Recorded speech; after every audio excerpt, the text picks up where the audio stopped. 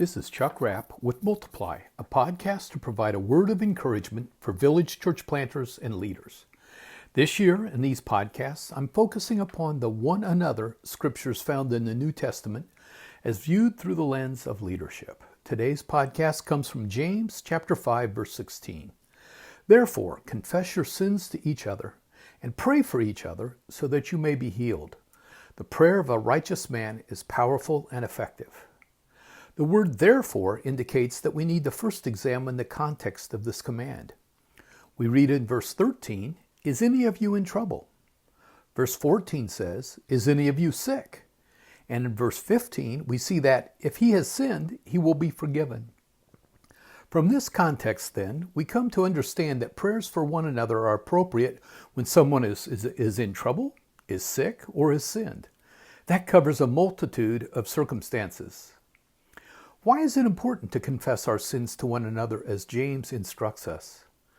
Pause and think about that for a moment with me. Let me suggest a few reasons.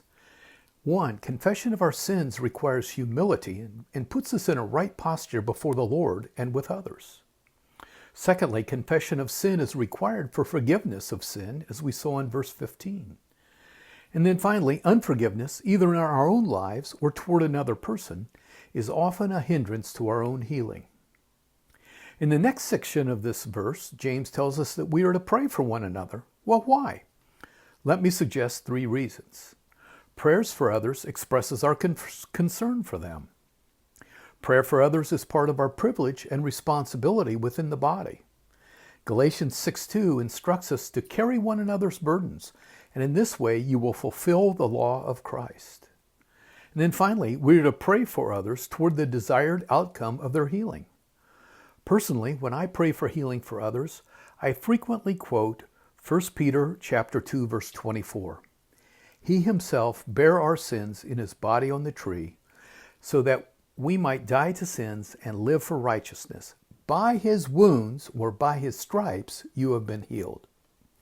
The final portion of James chapter 5, verse 16 encourages us with these words. The prayer of a righteous man is powerful and effective. What an encouraging promise. Now, it's not our righteousness, it's his righteousness that is imparted or given to us. Yet as we live and walk in his righteousness, we can be assured that our prayers are powerful and effective. Let us pray for one another. Amen.